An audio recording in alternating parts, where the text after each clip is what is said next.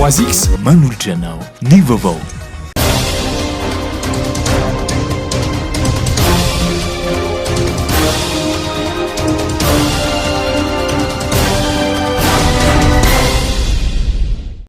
Fa ny manolotra ny araba ho antsika ny tokantrano indray amin'ny ity hariva ity ary manasa antsika naraka ny vaovao hatramin'ny farany.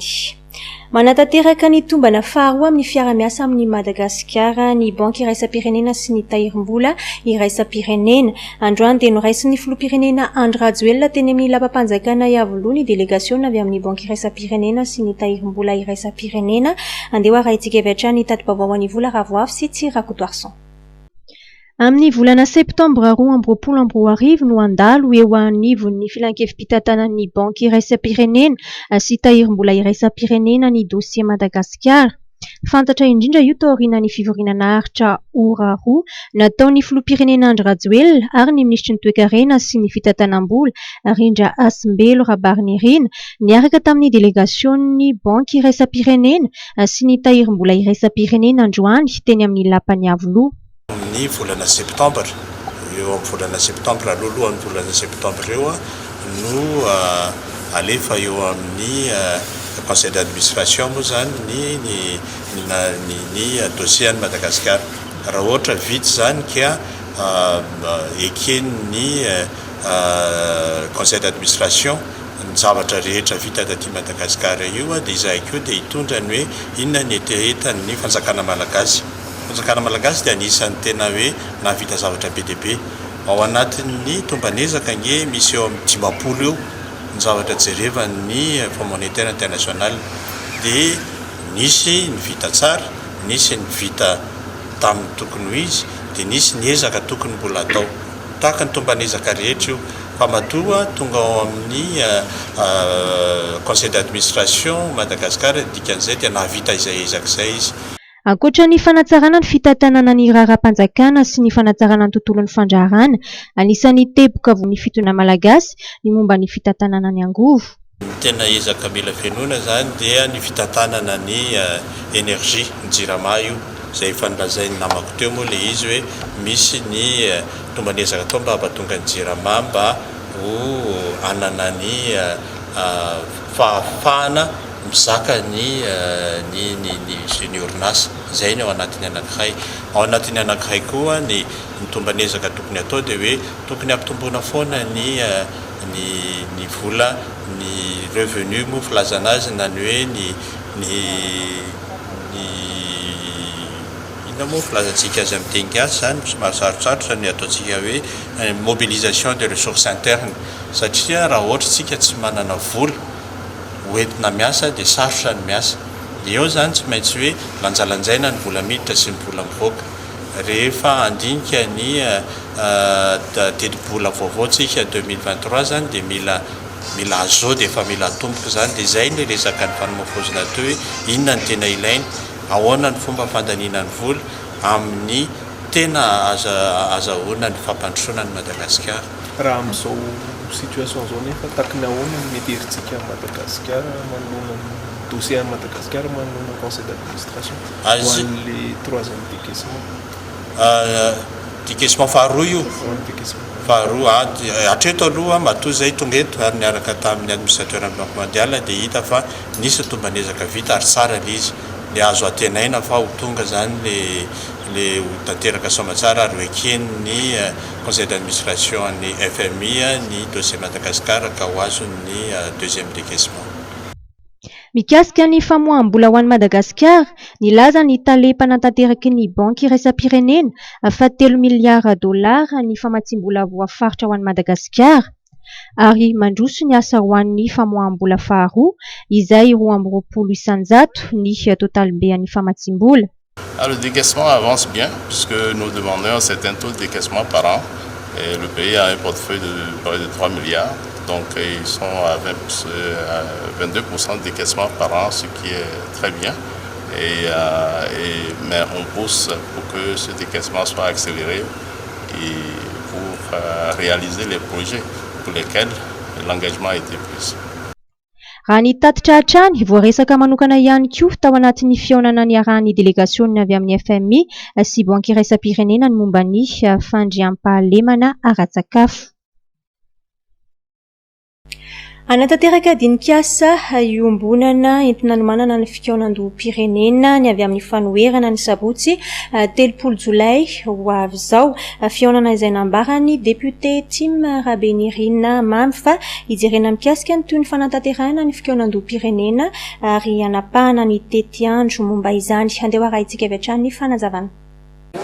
Araka ny voalaza ombieny efo eritaona latsaka kely zao a nitsirikevitra ny amin'ny hoe tokony irisona maka amin'ny fanavaozana fampanarahana toetrandro ny lalàna mahakasika ny fifidianana. Dia nisy ny dingana efa natao ny aonan'ireo vondrona politika fiarahamonim-pirenena sy ny sisa zay nitambatra ny kaondota amin'ny volana avril lasa teo nisy an'ilay hoe dinika savaranonando. Nisy ny fehikevitra mivoaka tamin'iny ho fampiarana an'le fehikevitra dia niaona tamin'ireo heverana fa afaka hanao tantsoroka sy hiara-iasa amin'ny fanatanterahana an'ilay fikaonan-doha-pirenena izahay komity izay nitsangana tamin'ny volana avril io ihany koa. Ho toy ny dingana rehetra zany dia misy ny fiaonana faharoa atao hoe dinikasa iombonana io voasoratra eo io ho tanterahana raha afaka pitso asabotsy. Anasana mpitarika antoko politika rehetra, anasana mpitarika fiarahamonim-pirenena, anasana mpitarika vondrona syndikaly sy ny mpitarika fikambanana izay misehatra eo anivon'ny resaka fifidianana eto amin'ny firenena. Amin'io andro roa zany io raha afaka pitso io no ahitana no toy ny tena fanatanterahana ilay fikaonan-doha-pirenena indrindra amoahana ny tetiandro ho amin'izany. Manaitra ny eo anivon'ny fitsarana avy momba ny lalam-panorenana ary nandefa taratasy fiantsona fandraisana andraikitra ity androm-panjakana ity manoloana ny fanitsakitsahana lalam-panorenana misy ny vovonana Gasleo.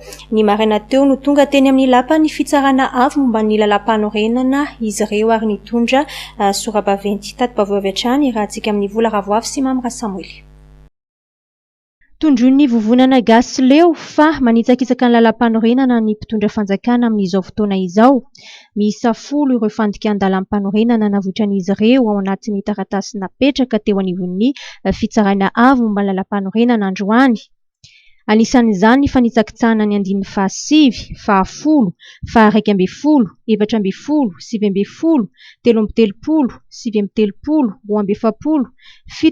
17, ao amin'ny lalam-panorenana. No marian'ny Gasleo fa avy amin'ny fandikanana ny lalam-panorenana isan-karazany verimberina no fototry ny fahantrana misy eto amin'ny firenena ary mitaky ny fandraisana andraikitry ny fitsarana avy momba ny lalam-panorenana ny vovonana Gasleo. Tena mbahoaka zahay zao ary misy fetsany koa ny zavatra ataon'ny vahoaka araky ny lalàna ka zahay tonga androany io zany a mitondra ohatra vitsivitsy porofo vitsivitsy amin'ny fandikan-dalàna fa raha fandikan-dalàna ataon'izao fitondrana zao a mino angamba tsy latsaky ny folo ny fanditsakitsahana azy ao amin'ny lalam-panorenana fa ny lalefana ihany aloha andin'ny folo ao amin'ny lalam-panorenana ny voaitsakitsaka ary misy porofo zany fa mbola isy fotoana mohanana zany ka zahay eto zany dia tsotra mitaky zahay ny fanjaisanjaikitsy ny HCC satria izy no natao hiaro ny lalam-panorenana ary zahay eto koa dia efa manentana sahady ho an'izay institution androm-panjakana andehananay satria izy zareo no mahefa manjay anjaikitra zay tadifan-jareo zay mba tsy hoe raisina le iza dia atao hoe tsy mitombona fa zay dia mialatsiny ary efa manao antsoavo sahady koa amin'ny akolafike rehetra zay mahatsapa mitovy fomba fijery aminay a fa tena manitsakitsaka lalam-panorenana zao fitondrana zao. Ny Gasleo izay manondro ny filoham-pirenena ho mpitarika ny fanitsahana lalam-panorenana. Araky ny lalàna moa zany a zay tena tsy maintsy hoe narahana dia misy ny etapa. Zany hoe tany am-boalohany le izy raha tonga dia fangatahana ny fametram-pialana ny Andriamatoa Andry Rajoelina filoham-pirenena sy ny androm-panjakana izay manodidina azy a dia tsy maintsy narahana aloha ny lalàna hoe ampahafantarina ny androm-panjakana rehetrarehetra sy ny fiarahamonim-pirenena aloha le fandikan-dalàna matetika miverimberina.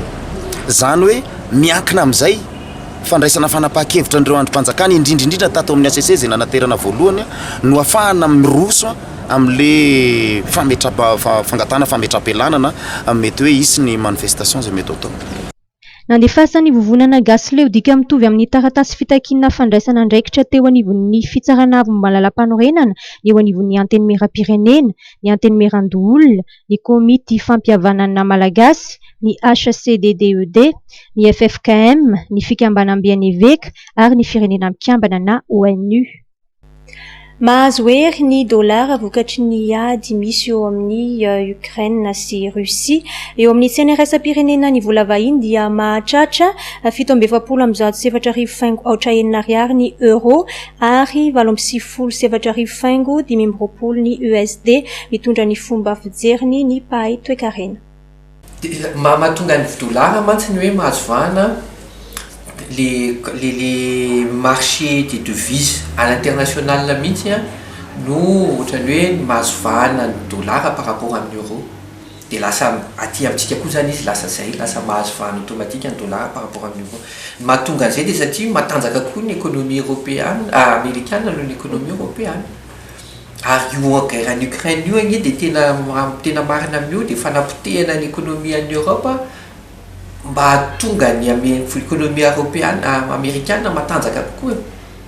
Mila fantatra zany hoe marché dia tsotra rehefa be da be ny acteur économique amina marché anankiray dia saturé marché.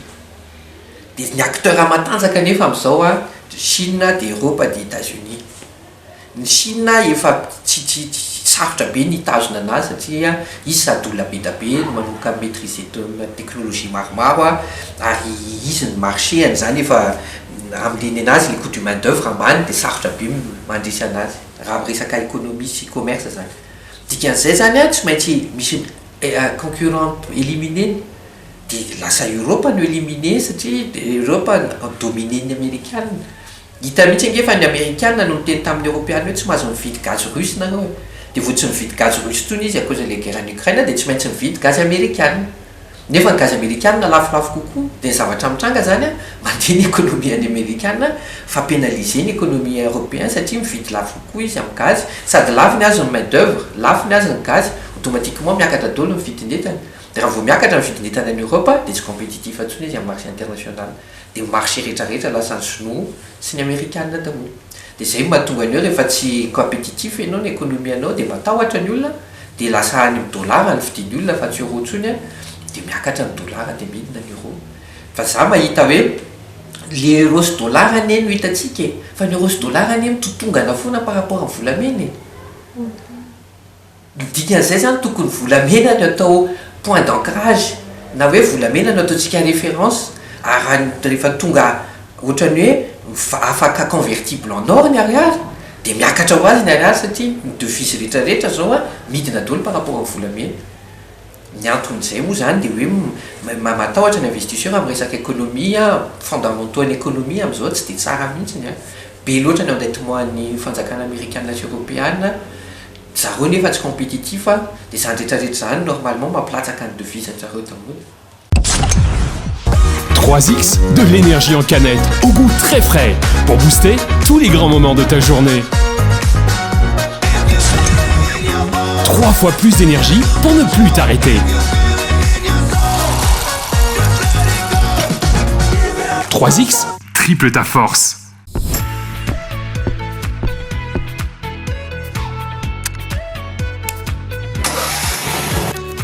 Des équipements abordables et de qualité. Batimax, le partenaire des bons plans. Batimax, la qualité au meilleur prix.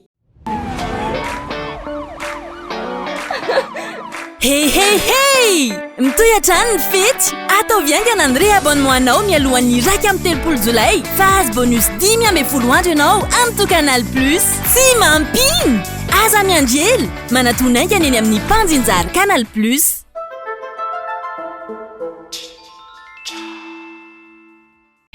Andeho arahintsika avy hatrany ary ireo vaovao tapatapany.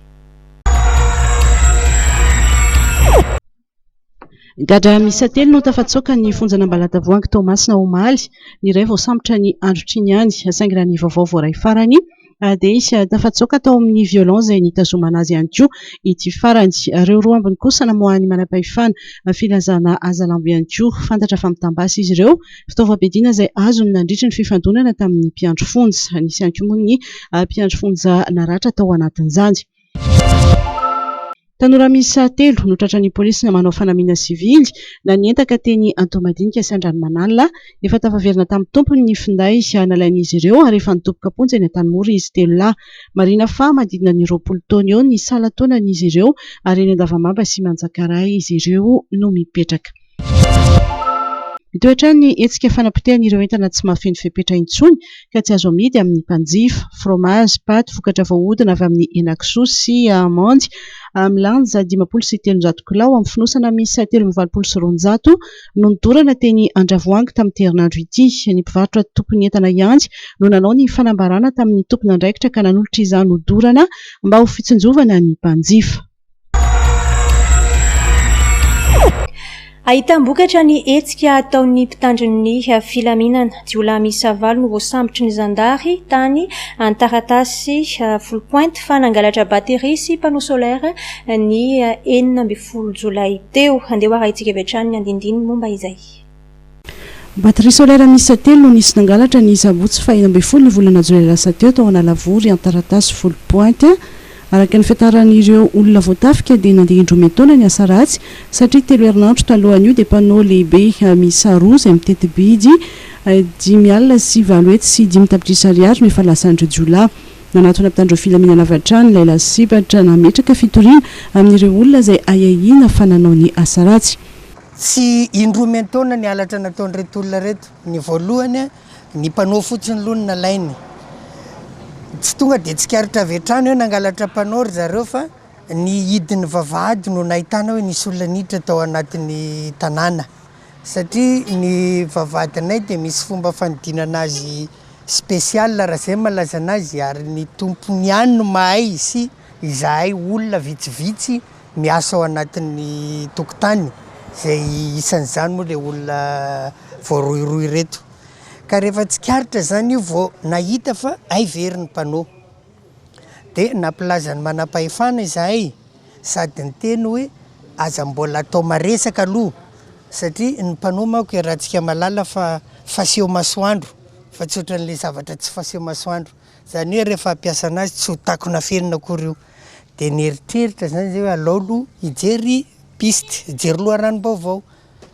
Mbola tsy nivoaka akory ny piste. Nanao opération fandrondra reto olona reto dia ny ampitson'iny tonga dia nakany amin'ny manam-pahefana zay dia nanao déclaration momba ny ahiahy hoe miahiahy an'ireto olona reto zay fa le pirofo tsy mety hitanay.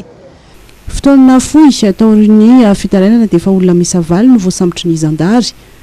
Tamin'ny aliny 19 kiaka 17 jolay lasa teo moa zany nisy trangana alatra tao Analavory Antaratasy Full-Pointe ka misy zavatra maromaro moa zany no lasa tamin'izay. Ny batery izay isan'ny tsara be moa zany 3 ny batery lasa, panneau solaire lasa, dia projecteur matanjaka be zany sy ny entana maromaro. Dia rehefa natao moa zany ny fanadiadiana dia natratrarana olona 9 be zao zany no efa tratra am'izao ary mbola misy moa zany olona karoana izay mitazona ny entana zany ka zareo amin'ny brigade Full-Pointe moa zany no miandraikitra io raha io. Tambazotra maro no tafiditra ao anatin'ity asan'ny jiolahy ity ary angom-baovao amin'olon-tsotra no tena nahafahana ny sambotra ireo olon-dratsy.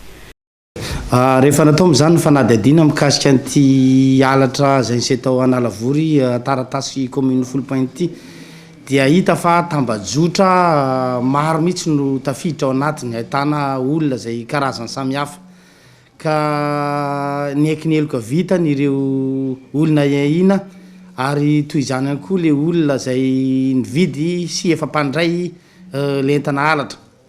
Marina moa fa ity farany dia efa mpamerikeloka ary efa maro ny raharaham-pitsarana mahazo azy matetika.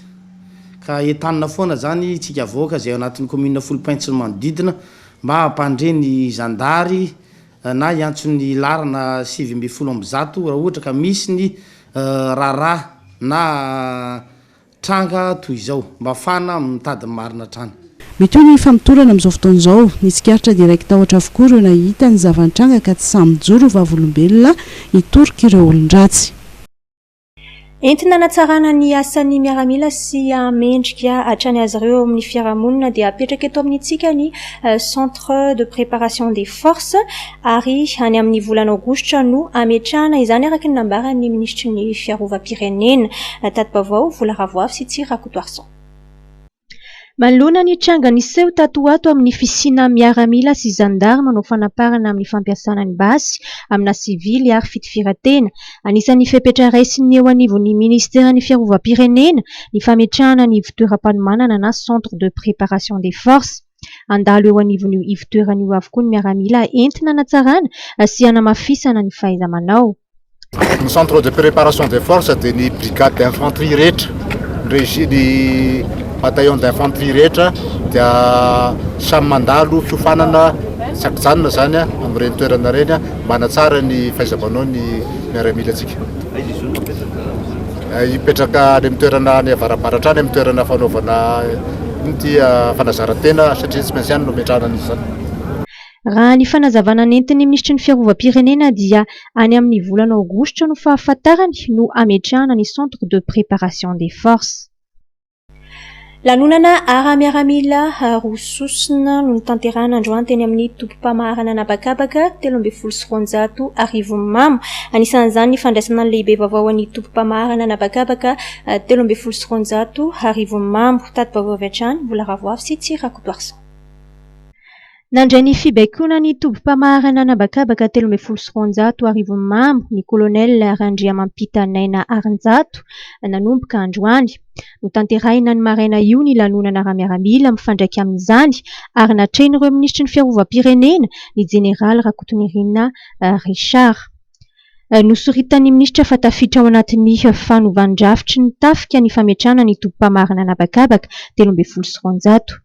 Androany no tafapetraka amin'ny fomba ofisialy ny lehiben'ny tompom-pamarana na hoe base aérienne 213 tompom-pamarana 310 sy 200 dia ny colonel izay napetraka araka ny fomba ofisialy ara-miaramila atao no commandeny base satria fantatsika tsara fa anatin'ny fanitsinan'ny rafitra dia tsisy tsony ny atao hoe base aéronavale du Vato, tsisy tsony ny base aérienne tactique na hoe batak zany hoe le banisy batak zany fona tanteraka fa ato amin'ny base aérienne 213 eto Rivomamo no mitoby ny fiaramanidina rehetra sy ny ngidiby rehetrarehetra sy ny miaramila amin'ny tafika Nabakabaka dia zany milaza zany fa ny any Ivato dia escale militaire sisanoany na toerana fandalovana. Naneho ny fahavononana anatsara ny asan'ny tafika Nabakabaka ny lehibe ny tompom-pamarana 13 eny Arivon'ny Mamo. Dia ny fikarakarana ny fiaramanidina nomen'ny fitondram-panjakana esana anampiana amin'ny zavatra sarotra rehetrarehetra amin'ny asa tanterahan'ny gouvernemanta, amin'ny asa tanterahan'ny fiarahamonina izay mila afahana mamita aingana izay adiditsy andraikitra zay. Dia mifikojakojanan'ireo fitaovan'ireo koa zany no anisan'ny tena mission anay ato amin'ny tafika Nabakabaka. Miaramila eo anivon'ny tafika Nabakabaka misy valo mirahalahy mendrika tamin'ny iraka ny tanterahiny tamin'ny ady amin'ny valanaretina Covid-19 sy ny ady amin'ny tsy fandriampahalemana tamin'ireo faritra mena no notolorana maroboninahitra miaramila. Eo amin'ny lafin'ny fanatanjahantena indray dia ho tanterahana ny faha 12 sy 13 ary ny faha 14 aogositra ho avy izao any Morondava ny andian'ny faharoa amin'ny hetsika ara-panatanjahantena sy ara-kolontsaina Jeux de Menabe vahiny maro ivelan'ny faritra ankoatran'ireo antoerana no nasain'ny fikambanana Menabe Connexion izay tompon'ny fikarakarana. Tatbavao Norbert Rakotomalala. Olona manodidina ny 4 alina eo no andrasana any Morondava amin'ilay hetsika goavana Jeux de Menabe izay karakarain'ny fikambanana Menabe Connexion ny 12 sy ny 13 ary ny 14 aogositra ho avy izao. Menabe Connexion izay misahana andraikitra goavana amin'ny asa fampandrosoana ny faritra sy mamolavola ny tanora ho tonga olombanina ary manabe ihany koa ny tanora amin'ny lafin'ny fanatanjahantena. voalohany indrindra aloha ny association Menabe Connexion dia fikambanana izay mampivondrona ny olona avy any Menabe na eto Madagasikara io na any ivelany. Ny resaka connexion resahana eto dia tsy resaka connexion internet fa connexion amin'ny fifandraisana amin'ny samy maha olona ary raha eo amin'ny fikambanana anjerena dia ny tiany connexion tenenao anatin'ilay anarana zany dia fampifandraisana sy fampiroboroboana an'ireo olona avy any amin'ny faritra Menabe. Ihany ka tanteraka amin'ny faninanana ara-panatanjahantena amin'ireo taranja maro samihafa ny ara-kolontsaina ihany koa ny poniny Morondava sy ireo vahiny nasain'ny fikambanana Menabe Connexion mandritra ireo 3 andro ireo. Ny association Menabe Connexion izay ivondrona ny olona avy any amin'ny faritra Menabe na ihany koa ireo olona manana fitiavana manokana ny faritra dia manomana hetsika izay atao any Morondava ny 12 sy 17 ary 14 volana Aogositra 20 sy 2021. Tsara ho marihana fa ny anton'io hetsika io dia ho fampifandraisana ny vahoaka avy any Menabe indrindrandrindra fa ireo distrika 5 izay mandrafitra ny faritra.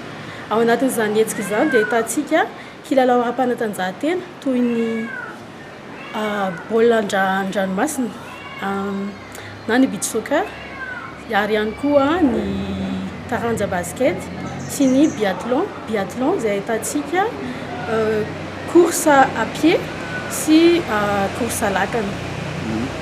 Izany rehetra izany dia andraisan'ny faritra maromaro avy eto Madagasikara anjara toy ny Mahajanga ihany koa Tamatavy ary ny avy eto Antananarivo tsy adino ihany koa ny any an-toerana. Ankoatra ny fampisehoana ara-kolontsaina dia karnaval lehibe mamakivaky ny tanàna no anomboka ny hetsika sy ny famboleka-hazo ihany koa. Marihina fa maimaimpona avokoa ny hetsika rehetra mandritra ireo 3 andro ireo. Isan'ny vahiny nasain'ny Menabe Connexion ihany koa ny mpilalao rugby zoky ny vondrona ao amin'ny Fimpirozo avy eto Antananarivo. Eo amin'izay lafiny izay dia mandalo eto an-tanindrazana i Martial mpilalao volleyball fahiny amin'izao fandalovana eto Madagasikara izao dia tsy tonga amin'ny tanam-polo izy fa nahatsiaro ny kluba namolavola sy nampalaza azy dia ny GSA Ambatomilita. Araka izany dia nitondra fitaovana ara-panatanjahantena samihafa ny tenany ary tsy diso anjara tamin'izany ny kluba GSA. Tati-baovao Norbert Akotomalala.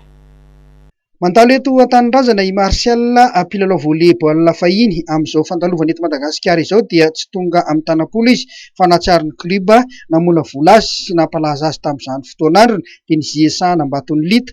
Araka izany dia nitondra fitaovana ara-panatanjahantena maro samihafa ny tenany ary tsy diso anjara tamin'izany ny kluba ny GSA.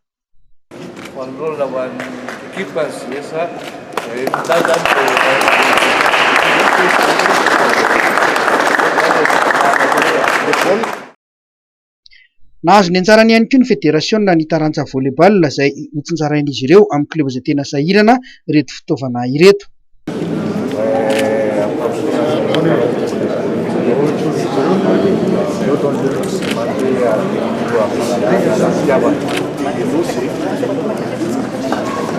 Martial nanao baolina nanao junior tamin'ny volona tao amin'ny ASA Roatsavoly junior. Dia be mivadika GSA junior deuxième année dia nijanona GSA jusqu'à la fin de sa carrière tamin'ny carrière alohan'ny andehanana. Dia tao amin'ny GSA dia champion Antananarivo foana ngamba ny champion de Mada. Dia resaka équipe nationale nanomboka tamin'ny 82 jusqu'à tamin'ny 89 tao amin'ny équipe nationale. D'autres études tamin'ny équipe universitaire. Ny antony satria efa traikeva mifankahitana sy Zo Christian moa zany nifanina tany zay dia izy nanazava hoe zao ny problème ary Martial ozy izy any Madagasikara resaka materiel karaha misy ny fanampiana dia aleo fanampy dia zay natonga izy dia betsaka ny voavana materiel fa ny andefasana ty araky ny teneny teo ny olana zao fatongavako zao dia zay mba hoe kely ananana kosa kely zakantahana ny oentina fa le takeva fa nisy efa ela be ny anampiana ny sport gasy surtout ny hoe fampiroboroboana izy zany satria tsy hoe foana ny tena fa reto zany akorena ny jonjovana zay ny antony hoe maninona no Martial manao zao initiative efa nisy taolo zany izy fa zao vao tanteraka zay. Isan'ny namanakaiky ny Martial nahazoana izao fitaovana izao Andriamato Zoandretsilava izay nanentana ny fanjakana mba hanamora ny fidiran'ny fitaovana ara-pananjahantena izay marobe ireo malagasy any ivelany no te hanampy ny mpanao fanatanjahantena malagasy hoy izy. Betsaka materiel landry zala reo anareo izay tompona andraikitra fototra-panjakana na rehetra mandefasa missionnaire chargé de mission makany ivelany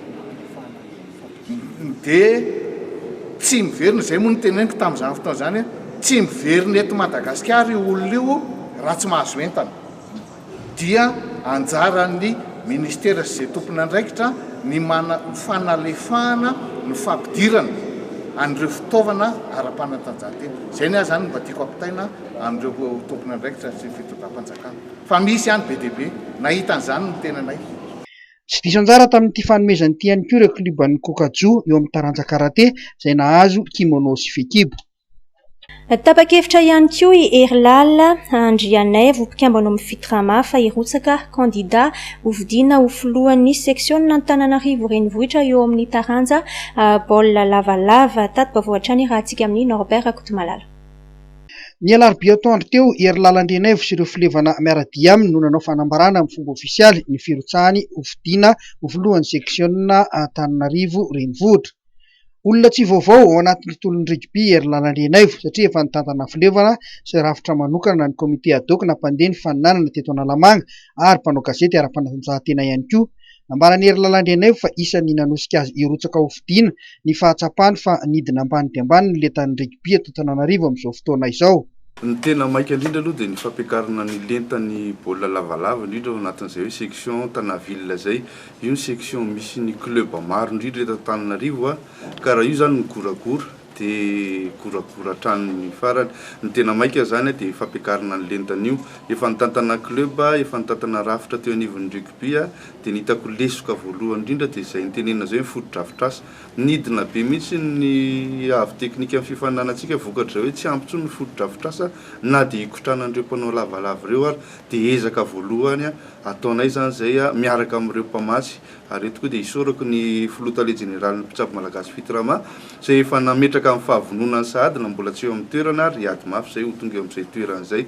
Faharoa mitsemboka foana ny club ao anatin'ny saison ray nefa na tsy mba hitantsika izay tombontsoa ho an'ny club lasa atao fitadiavam-bola ho an'ny rafitra arany dia zahanay zany hoe ahoana amin'izay ara no ampilalaovana an'ireo club ireo ho lalao tena marina, ho lalao manakaiky ny tena izy satria mbola sarotra be ny miady amin'ny kolikoly. Zay zany anisan'ny ezaka ho atao amin'izay hoe tena hiditra any amin'ny fifaninanana mba hoe amoaka sangany fa tsy fifaninanana amin'ny resaka ara-bola toy ny teo aloha intsony zay. Nanambara kosa Andriamato Zanirena fanomezan-tsofo lohan'ny fikambanan'ny mpitsabo nentim-paharazana mivondrona amin'ny fitirama fa manohana ny Erlala Andrianaivo tsy misy fipetra izy ireo. Antony maro nanosika anay anokatra anosika anay anolotra azy fa mifiantokana dia hoe ny ampikambana ny ato anatin'ny vondrona ambany tanàna ary mila ezaka tonga amin'ilay fitenenana hoe tsy maintsy miasa vao mihinana. Ny antony dia tsotra hoe anisan'ny olana sitrain'ny rugby eto amin'ny renivohitra Madagasikara ankehitriny tsy fampiana kianja indrindra fa ny kianja na entraînement dia anisan'ny lalana asa anankiray zany ho entinay ny famoronana kianja ho an'ny tontolon'ny rugby.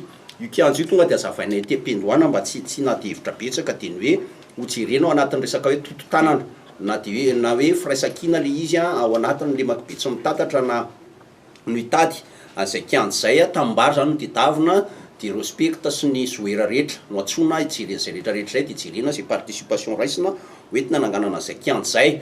Ny faharoa ihany koa dia ny hoe maro zavatra tokony harenina amin'ny rugby anisan'izany resaka kalaky izay faheno foana amin'ny resaka rugby io manimba ny tontolon'ny rugby ary indrindraindrindra fa ho fanehoana firaisan-kina amin'ny resaka aty ambany tanàna dia leferinay fa candidat anankiray tokony tsara toerana eo anivon'izay section Tanaville izay ny candidat Erlala Andrianaivo fantatra koa izy teo amin'ny resaka mpanao gazety ara-panatanjahantena ary mahalala an'izany tontolo sy marary ny rugby akany izay tsisy resaka fitadiavam-bola ao anatiny, tsisy resaka voninahitra tsy misy koa fa dia tena hoe asa no edriketana ao anatin'izay tsapan'ny fitiramava betsaka ny olana sedrain'ny lavalava eto Antananarivo renivohitra amin'ny sehatra maro ka tsy ny salasala ny filohany anampy arak'izay vitany ho fampandrosoana ny taranja rugby.